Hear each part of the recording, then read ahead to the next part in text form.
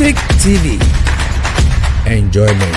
So Official Passionko and a side radio and I say wa me di free Thick TV my lovely viewers and fans of LNG Closet na meje di senyankopon wadom obi biara nso ehun ye ende day na ya say wa magi medwade na chesa manfo nsem a wode aba bedan me no eno na me ne counselor Jenny Boatin ye beto ato adwen na ya solution ede amani panel de na asem abedan ye no make sure say you subscribe to the channel aba subscribe ede ama me sanso and a notification bell na wo honom ne nso make sure say obe mi notification bell no enen koma ye ba betwetwe no waje nche bi fa ho nso make sure say wode be fa comment section na senso ede ama me no wa share video we so ede ama wonu e bi say LNG Closet so de yesua de ye papa na no ada ye betena afidie ma hanum say to aso adwen per solution ede mo bisa so and ande de insidie na asema be kamensa e wo hanum say no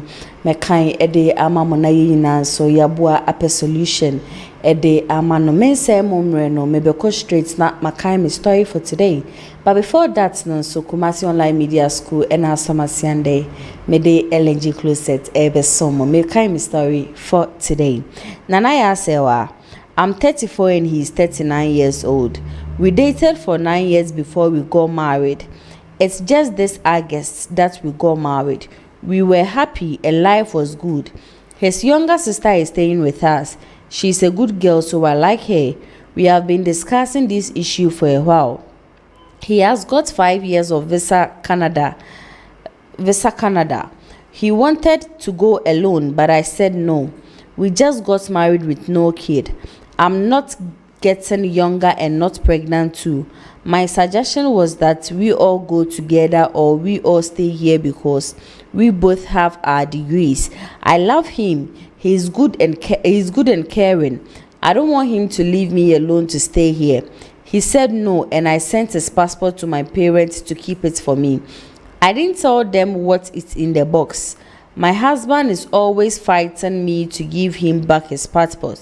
Now there is no peace in the house and we both don't sleep in the same bed anymore. I want to ask the family if I'm doing the right thing or if I should divorce him. Frankly, I know myself and I can't stay alone for that long. Help us resolve this issue peacefully. What is the best thing to do? Thank you. Ebusi and that seminar. Ababa wabi ene di abesomia. Watch it say on any guy chimpena for 9 years. We did 34. Bema na onene nso ewo honom ne di 39. Na sabre ya menemo ka say di August twemu ena omoware ye. Omoware ye niema nyina ekoyi oni ninu aketoa kro bema ninu aketoa enete. Bibi ekoboko ewo mu mienu mu ntem na sabre dia asema wo ho ne say bema no enya 5 years visa okọ Canada one bema no edi nkomo so sanko benya aka bema ne ntwen na omu mienu nyina enkombo mu bema ne se debi osan suggest say and sabre na onyem ni da so mu bekọ abuma na se bema ne besan bema no anje amfantumu ofa bema ne passport ede bema ne passport ashe box mu ede akoma ni parents say omun kipi enfama na assistance ni parents ni nimade a ewo box ni mu abeda na mentem ho ase bi ewo mu mienu ntem o kire se onyem nso na ono so nim sene otie ontumi ntina entwen sa 5 years no a bema ne bekwa aba nsa na bema de ne ho aba be kano de ne ho aba kano ni ade ba kwa ontumi ada na mentem ho ase ewo mu mienu ntem omu mienu no kra no wo mu ndampa ba ko so mu ndadan ba ko mu biom oda ne baby na bema ne so eda ne baby bema no so ya meje me passport ene ade odi asem na ba be dan yen se yenke bi emfama no ohia solution eden ena onye comment section asena na ya asa wa media mamo mo betumi ede majonche afa honom ede amame meshe so be kame home na yakọ counselor nche ma na kwa ba shonko ede aba LNG Closet so counselor Antena na bache bibi abokodi ya do me ho ye na ho so nyame ya do me so me ho ya kwa ba nso yem ye dey na official panso I think come to ya fe get into next week nkwa o yeah na just say nyame ayi bi mom mu some doors yeah so be ne dey enyaba yeah that's it ya say na trika madabo jomedi at least also so first that me ready because it's part of Cambra bon hubi. Ni radio bi be see o say eh Nyankopon hire Nyankopon. Esa say Nyankopon wa ya de pa. Yeah. Counselor na sama na ya sama mesake hu ni say. It's a serious matter. Erano ento no boase. Unu kuna to matter 9 years. Yes. We are 34 years. More worry August yeah. Ukunu peso kwa broche. Also peso kobi. Simply because to me entina for that.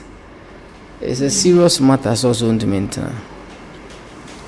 And who here say obetimi akọ, but do they have the means to go together like that? That may be the question. And then if you have the means, you can't predict or passport here. The Bema one I am about. That is the issue. Onza.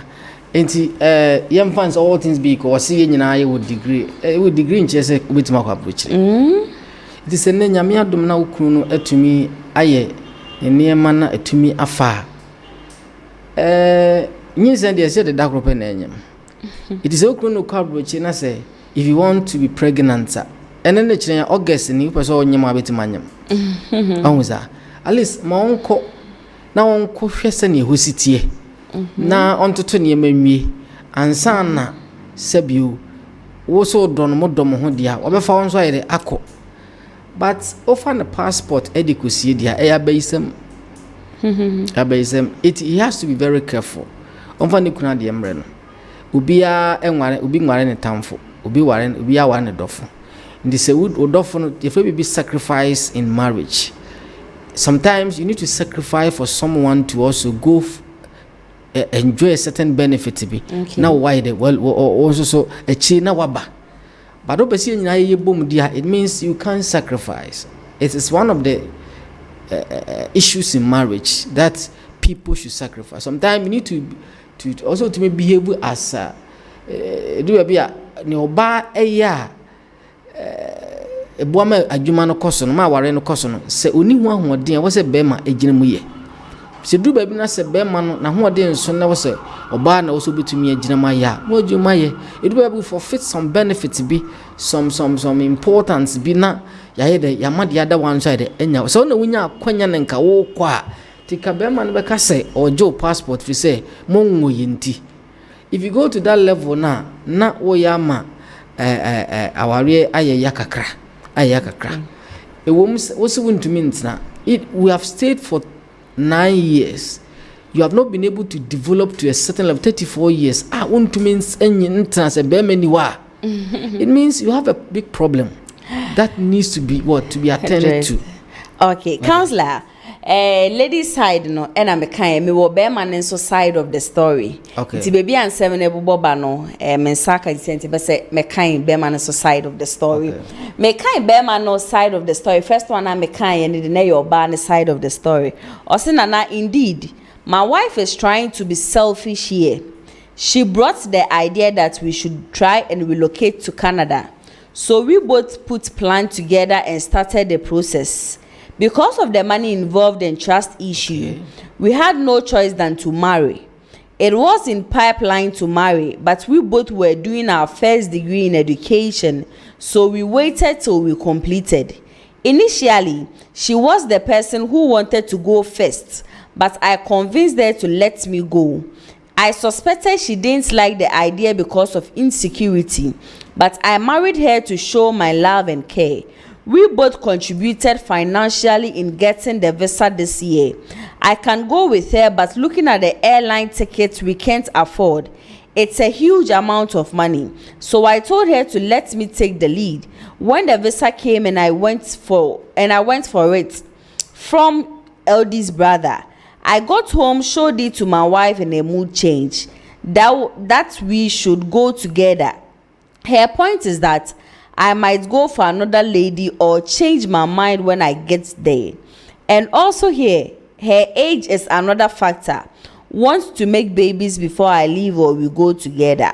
I have tried all possible means and she said we should go together. We don't have enough funds for both of us. Yet she doesn't want to listen to anything. I need your help to convince her to let me take the lead. At an appropriate time, we'll come for her. Please help me resolve the issue. She has seized my passport and it's not good. Help me, thank you. And that is not good too. Senior brother me kind be a sick ni ho. I'm being bit me trouble. I know a lot of guys are they all work together. I'm more planning your many boom. But be man could do her for some time, no quickly, no organizing no idea. I'm before ban. That is what the guy is saying. Saying Kayanyanisa. But on can say Nikuno, Equa on me fano. But you can say for 5 years on to me, and on the other hand, too, no, was a means me, the Monsieur Nayako, if you say me, and stuff. And these things is not fine. Until lady no should try to. So, Nimua in marriage, if he be sacrifice, he has to sacrifice sometimes. Because, and Intikran on your nice over because not being says when you say na, and ye na pim.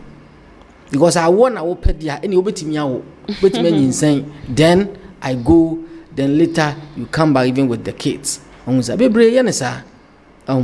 say, and unti ukofa passport in isi.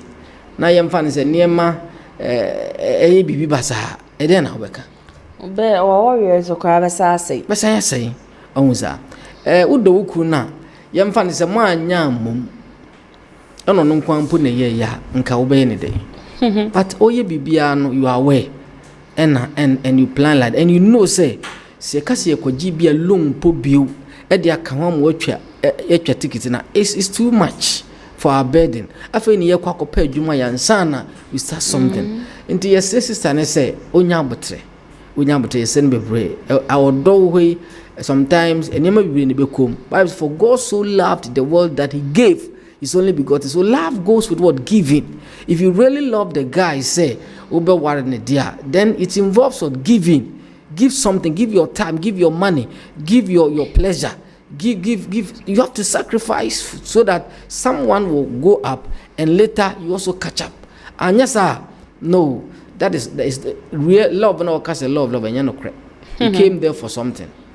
But I say, some people's expectations, and yeah, na some kind of way. If you claim to love the guy, then certain things must be put at its right position, because minim wankase. Onimni kunu ne se wokwa omma mefano but o se ono no na ntimi ntena ene me am lady no nya emfanhye adwem se e ka maturity hu bi se ukun wo so timi tena. But the guy was talking about the lady complaining of insecurities. I was like, this is something that they see most the time, no. And man, no, ebe to kwa ebe jam no, be reach no.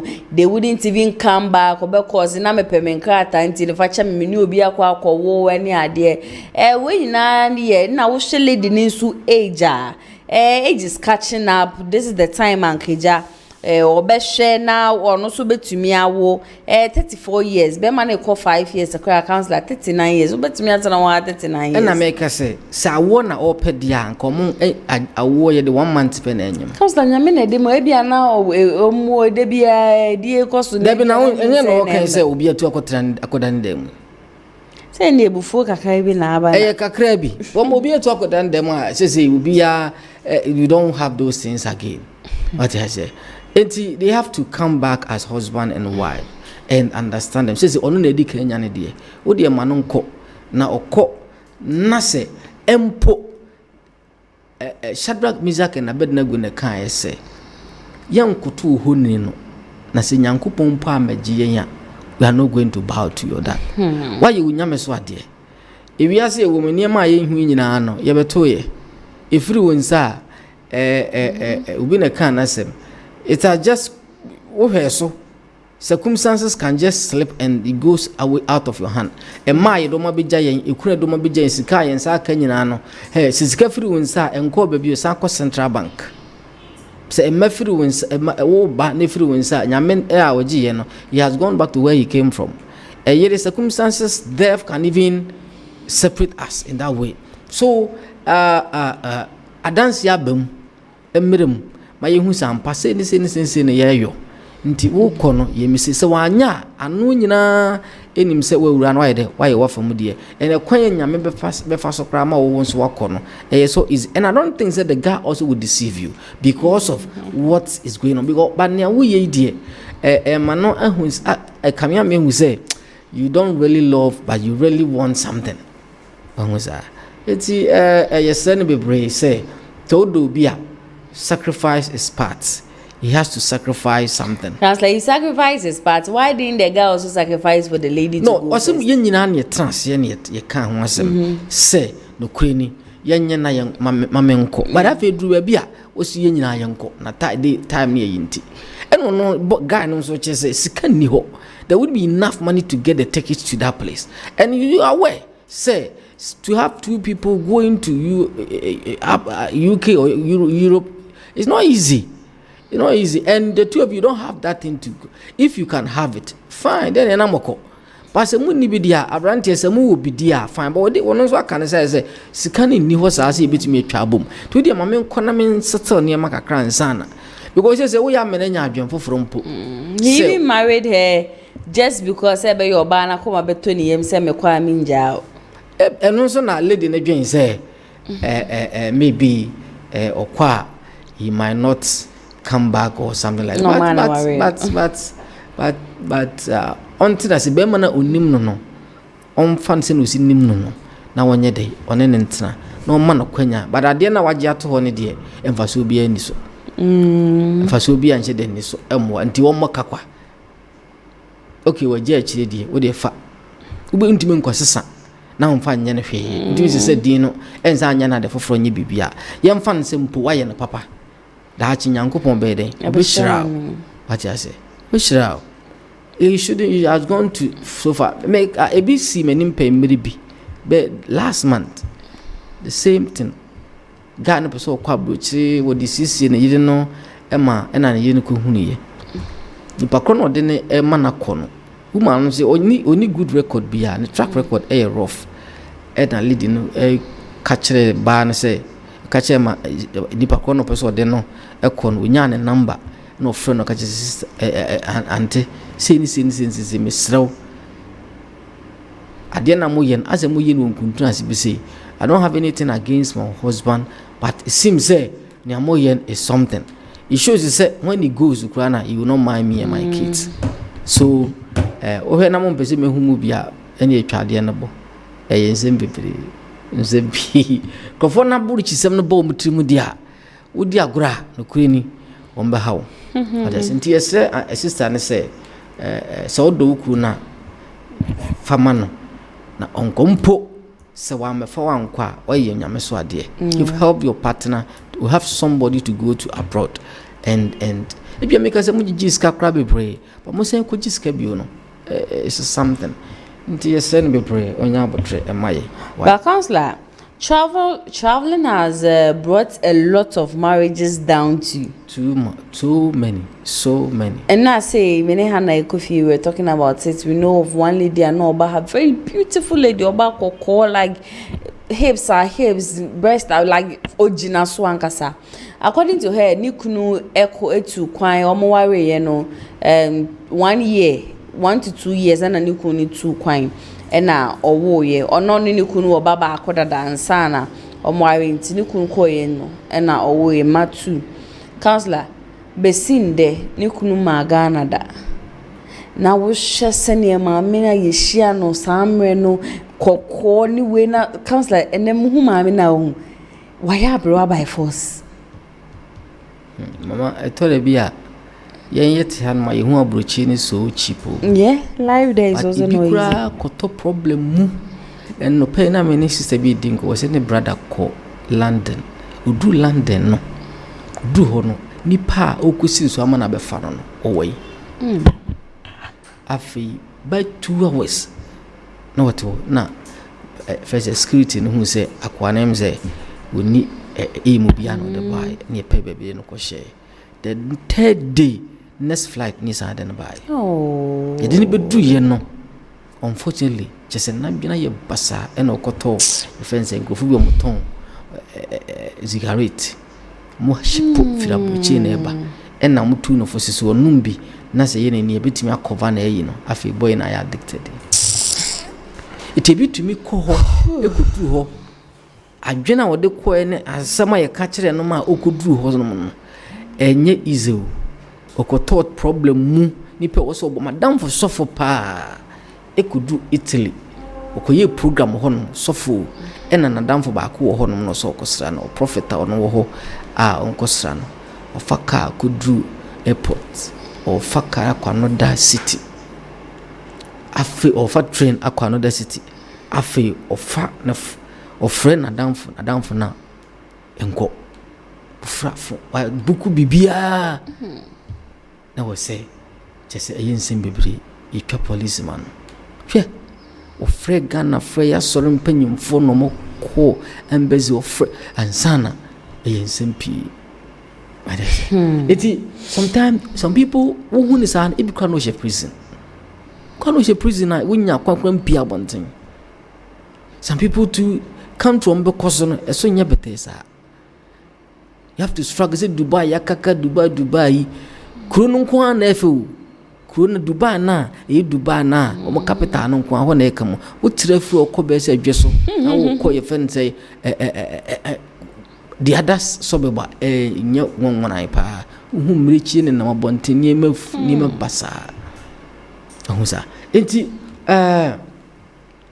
we have to be very careful what abroach sem no abam eye unya good connection na se wo kwa fine obi ansi kwan se nko but obi wa adwuma kama pa wa ha se no aton ni ma nyina pua one ko no akoto enkrofo bi akwamukafo nsem na akoye nsem pi ugiri se sister ya ma nye sister no ni pafon ni kunu one ne wa ha kama na bre ya kudu ne nim onfre no kra on mana on maye onye niam mu ya to come back to is not easy your proper hu nyina na de akodu na wo ba eno so nye cheap and some people think say akodu no fine we get some one or two people ofiri mu because maybe na problem bi wo ho e wo fie nti na ofiri wa ma no ato no ndi okodura onye de unresponded back again but some people they went with a genuine mind but unfortunately they have landed in what in wrong hands and therefore things are not moving on well for them so sister no should be very very careful and try to buy her husband's idea so that and I make us say Shadrach Misa Abednego say ye de yam koton sori ye honi no nemum nyankopon pa magye kra sempo se lukuru no ama me fa kra ye de so no na say wonya advantage let him go and I hope so surely say you will come on kase ni kuru ne nye on kase ukuru ne nye onye papa onye but you are thinking of yourself your and a brother ne can say selfish interest in he doesn't want those things to happen but yes answer na so wanye papa se nyame di nipa boni bibiri so echanka Yesu amewu anye nkwa because ye nya papa kra okay but counselor me there from some man be man ke kan dey me dey ke ka me ngwanga they should involve both families now who so metimi aboy raise money then they go because they can use the word say so na kwai na appropriate time no about before say appropriate time near 10 years 20 years ababa when na honum someone who is 24 until na honum akoti say 10 years na ya appropriate time na only nko mom na monko sha asem mobra just because of senior be money be a disappointing man that is what I'm saying that no credit okay no credit. But appropriate time doesn't mean 10 years, 7 years, 5 years. No. Then you come back and do it. It's only say you pray for the guy so that obeti menya neman tentem ama etumi ayede akoso. Mumenu betumi akọ, ba betumi backfire. Mu betumi akọ kyere mu, mo didie mu ne na other things. O ko so tumi nyesika kakra bi show ho wotimi de nyobi ne kota mu wadie o. Ohun sa. Enti obekọ behind dan me kai say me colleague me work be ne ba okoye one na down for the koye omo kudu ye no mo ye 2 girls e wo se omo tra omo ko ha omo ko pe dan no mo dem e dan no omo se honipa mienu na dan ba akum enti fie wura ne se ompene e wo se ba the other one ko ha ne die so they have to separate you think say is your wife and stuff unless you prove some document beyond doubt. Sani use your husband and wife, and Sani am day. In that case, what's a bear money to me call ye near Macacra? Says Obano di Kayakwa. Now, what advantage now they con I was so more. Onza, but Sebastian Yako struggle to have it there. I hope it's not bad for your man to go first. If you ask the year there, you're going to be paying. You're going to be paying now, boss, in the bar, no, in it. Now, so we are there, those things must be there. First thing must be first. If you think that, penny, sir, fine, you may decide to leave it for her. Now, on fat, now on obey, no, why, no, then no, continue in the life. But it's not the best. Counselor, both of them feel say they might succeed, but none of them is ready to make sacrifices. Yeah, and I feel say both of them no trust any woman because the trust a woman tema. I am not sure sen kasabi in koma samaba bidua. And then we also know say trust is one of the key factors to a successful marriage. Yeah. So relationship without trust, marriage without trust, no. How do they expect this thing to work?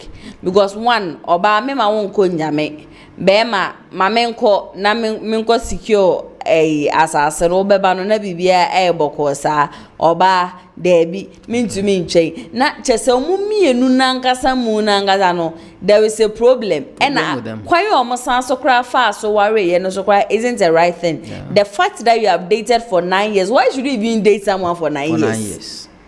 Medical school now one graduate and all these 9 years you had a lot of chances and to media. You can't tell me say you guys were preventing yourself. You guys were definitely having sex. So during these 9 years now then I want to have it my when you say you had to wait till say more worry. And then one of the reasons they married was because that Beman person banning GD mama baby worry my dime all the time. Yeah. Into this who worry no because obese we secure no person onya gidie e wo ma in fabi no afo say oba no so needed the marriage say obese onya gidie a and the person kwa buche e no so onya uni and the what me worry one sama kwe emfaso bi amaso because so bejiwa didi a ene nka wo ye wa say wo kwa buche no oju di so kwa ba be fa no but say what to me is passport and say on to me mfa o ma mfa on to manko na menyi ni say ukwa bituma ba be family a ene na ne aware na aware no mfaso bi enizo anguza. If you are coming to marry, you have to seek proper counseling. Some people will just make their omo abroach niema ni nyine wie and some they will come and put pressure on the council, on the church. Say the church should do it for them because they are about to leave for among crata same year ready until they want to marry and na koyen sempi it is the person as on the hand over amount say cancel a pressure untimi nya de ni nwie go say no mo koyo mo niema.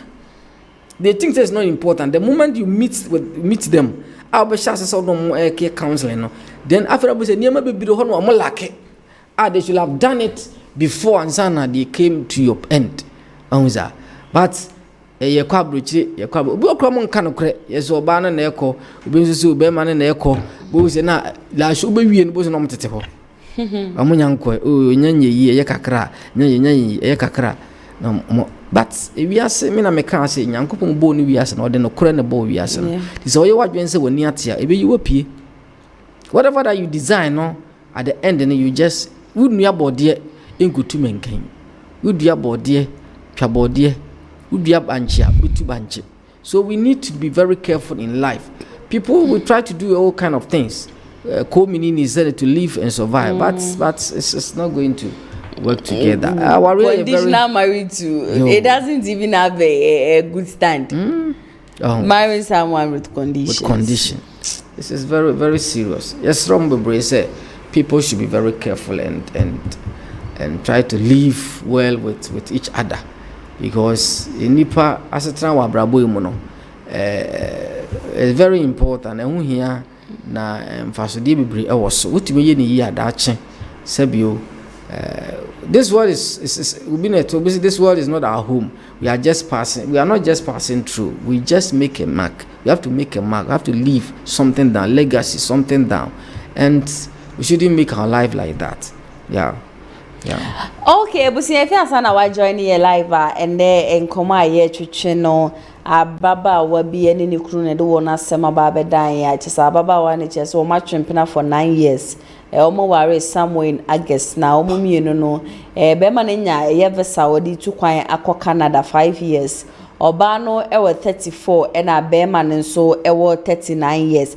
Na chese gab ewo omo mienu ntem ye papa. Na we na baba wa na kire se on the anyadi obaji atumu se ni kunu no enko enja no ende ni kunu ne mo no no baba wa ne so nka na ho no mu mienu omo nko be ma ne so se niema enko yenti wa fa be ma ne passport ede akwakopie mu ewo ne ma me mu fie so omo fie se be ya be ma ne ntumi ntukwan emfenja no na we na be ma ne so ede ne side of the story aba ono so eche so enye ne bone so na de wo no se wo ba no kra no na ade suggest ne kra ba se seni omanga na mu aye din de wo se mu mienu na mu tukwan na mu kwa ma no ne naija mu kopa bibi kakra na da ache mo ma se be ya omo emre na emom no ono ni nya ne visa no ababa wa na hya ase se wodan suban bi edi ede akire ne se ompene ema ne ntukwan o se kane no no ababa wa ne visa nko no mmomedi kan eko ba na ono be ma ne hye ja be ma de okọ na so tumi kososi di na ne ma nyina akoye ya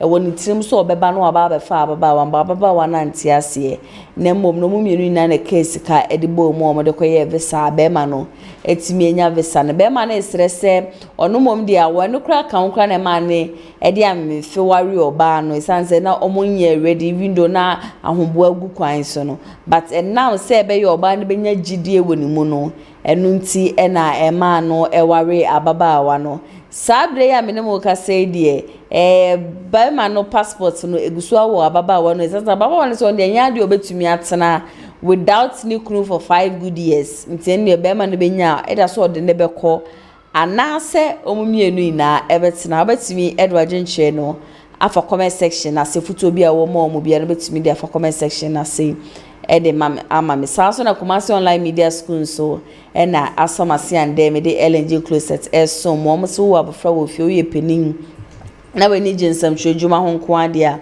o mebi o mapuma to ho no media ma obi bia betumi aba no aba fa forms for just 100 Ghana cedis courses a wo mo ye no so na echegu e wakasafoni ni misi bro nya ebe die entina se na fa 100 Ghana cedis na mfe nko show se na January yeremu amount na so style bi ebi medimi na meka ma se metumi be ko be 60th na January kra de na ende ye teme sere of 100 Ghana cedis pebra na fa be fa forms na January amanfo ku a na onso wahunya baby edu ti akwa akohye acha na March de na onso wa graduate baby abenya attachment no internship ne so de yankasa ye de obekọ baby a obey attachment no internship nti we de fufulefo o de wo TV studio ye wo radio studio nti wo ba de wo pe no eno montiti ye ene ye de obefo betimi afrem 040506233377 and as 0557036109 na oni o ma twetwenko mo pe ye cha kwan so aye waskwa ye ne tia ya mas na edi inhwenim counselor so ye final ye summing up no ye final suggestion onja na be manenko o can say what I say I love him. He's good and caring. I don't want him to leave me alone to stay here. He said no and send his passport to my parents to keep it for. Unkona ingurawe. Unkona ingurawe. Decision be one person be any so. Was all take his decision. Yeah, unkona ingurawe dey comes like dey pay be job. Me ka branti bia o kwa brochi na. Anya ni bibi na nkrata ni bibi ya kama. De chana pa no sorry no kra na ofo. Kra na maame de wonim. Ifa pa nso nim but few for other family ni de omonim. O kra na ofa so ofa me konkran aba. Ofa si yo na akwa de also me ko Ramadan fu biaba. No so yo. Mo ka se ye nkwase a ho. Fi no ofa na no mo ka se ye jimi nyesa. O kwa brochi na aka kire ya chese ye de nye papa nyesa ye de nye papa so enti o maame no papa mo kwa na abebo mo mane yo yate so be kwa bochi abranti yam de ne show oseje yo nkrata ne ko ebedi ye hokra che no so fa asese oseje passport ebedi ye hokra che aye hu adwuma nyina wi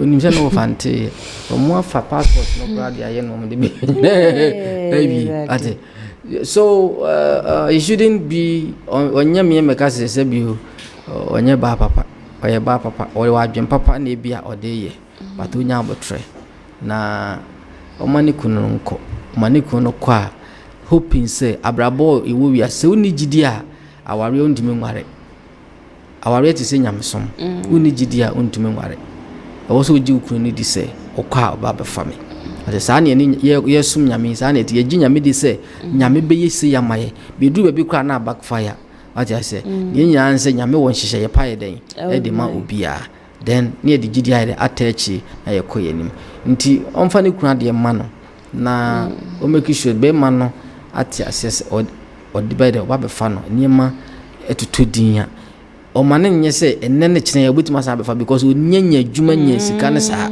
he has to be settled for about 1 or 2 years and san otumi aba enye tu ba so awo ne hia ne dia for 2 years obetima say free na ko betima nyinsan nti that time be ma ne nye working then na wa ye den wa wo afa na abofran ko anyini if you want to send a child there within that kola no kra aye den aye evidence evidence to get a lot of things if anything person yin pepesa witimi anya akola no bitimi more evidence to do that mongo ni bi onwa abofran ko no se bra na bebre ti okope yi kra won hye danye de emre bebre sa mi kunu wo ho no de me ba it's easy enti enye se wo degree nti okope visa so cheap enye cheap sa onza nti se ni kukunu ho no be fa won so de so easy to go and join the man the send bebre se no kra mo te friends ade ne man so nkrata sam te so kakra ma because of you are going to join your partner because no contribute to the economy over there the send bebre se onya betre na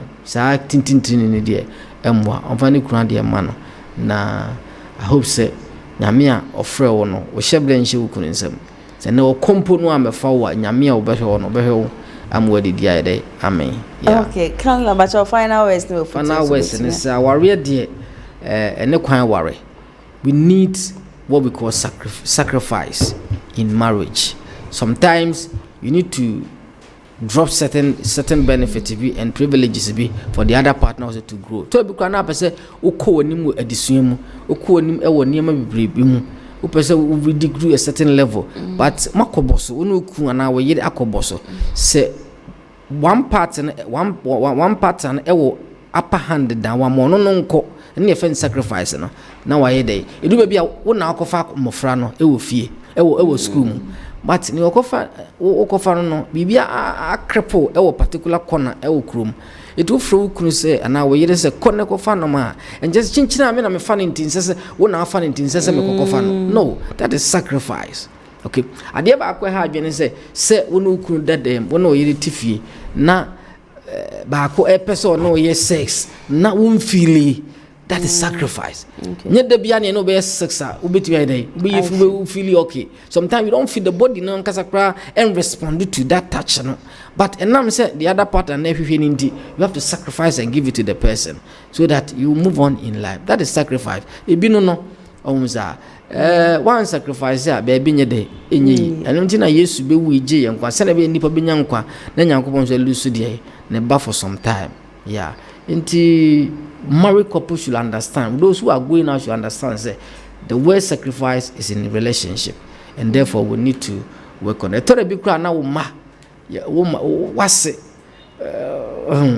If before you want to receive a relative in the home, you need to discuss a bread name. So you need to sit down and talk about it so that the person can come and stay with you for some time. Do because some more gym kwala crack for some time. Your own discretion. Transit discuss it. Then you sacrifice for some time. Then you move on in life. So our real enyabete it entails a lot and you need a lot of knowledge, wisdom to work with it. Otherwise, ukura the power one will be jai then. Yeah. Okay, Counselor, me da se pass and nana ya se wa meto me safre wi. Wa be ka me ho ya solution e de ama wo Nyankopon ensure ye papa. Hey, Counselor, ye rebro nya ni mo anti no bia Christmas wishes bia be mana kona.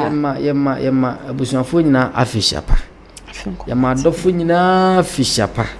Na ne ye kan se obi anya very careful in Christmas time ya especially ijashehye efie any light and when say all of a sudden system my dry be 2 or 3 days in my dry in the fear also you careful with your lighting system very careful with plugs on na ye kase wo mo da me pepa but ne mesua bibi kakra say o da emfa wo charge nsisu ma de nche bibi abetumi asi ye adwuma no for the whole day na jo aye beda no ne de asisa de nche na charge itimi popo itimi catch fire in different way. It is say be say you careful wo ho on say light itimi cut off a cut off na e ba bi won power na de ban ya na so it is a plug no shemu a itimi catch fire anytime bia and na wo pfie so a we bia we plug tape radio and stuff also to nyina film so fridge need stabilizer and fridge guard na ye kan say to film anya sa ebetumi di ewu bebre tena be ya ebetumi nya incident free so na yetumi di bro nyina ma Christo edo bia Christmas is about giving pebibi fama odofo pebi ma onua pebi mu adafo any afoforo bebre na hope say Nyankopon so ye den e be shira yeah Nyankopon ensure ye fans no we futu at least besua bibi because me so me pesa de ne ye papa me beda na me di me phone esiso na me de ato me nchenti and the anta say ade nche no na charge wi me 2 year na me kodware abejuma but I have learned something I think say henceforth no me yes ade ni bi Nyankopon ensure ye pa mo so amo share LNG Closet and there mo so official passion ko enana ya sawa me de mamo ene aseda Shonko for 6 months now makaye ho videos ye the video ni tum na mo share na mo comment Nyankopon ensure mo ye papa so na wo how ni amane bi apesa oni LNG Closet oni ye share number ni 0557036109 obetumi aye voice e de wa semino asende me sanso e na betumi a type wa semino na ode abreme no so me kan stage ni boatin ye beji yedwa na ya pe solution e de amamo hanso e na mbrebe ma ekwan na nde LNG Closet na na ya sa me kan stage ni boatin ye de be somo no ye de yesi nyame ya adoma da sende ye be sanso e de ehia Amafwe Kumasi Online TV Production yaba ne de ne yaba ye de equipment ekukudam ana ye de aba se eye camera de enam wiem de nam fom de enam ensuom ni nyina ye wo bi e wo honom a TV production yabo a hu ye pa se wo ye dwumadie bi ete se wedding eye engagement and sorry ana schools se wo ye seminar bi na pese betwa ko all the social media networks no so e de amaw ye ni ntotonsa na fre eye Kumasi Online TV Production for na yamra na ye dwumadie ne Kama fe a ebo no eda from pa the production so the sound quality video quality ni nyina e wo soro wo pese wo hu ba bia wa ye wo Kumasi eyetia media opposite one ma anase to nsa ne frɛ wa homa trufo so 0550623377 Kumasi Online TV Production ye demufua e wo Kumasi kodua mu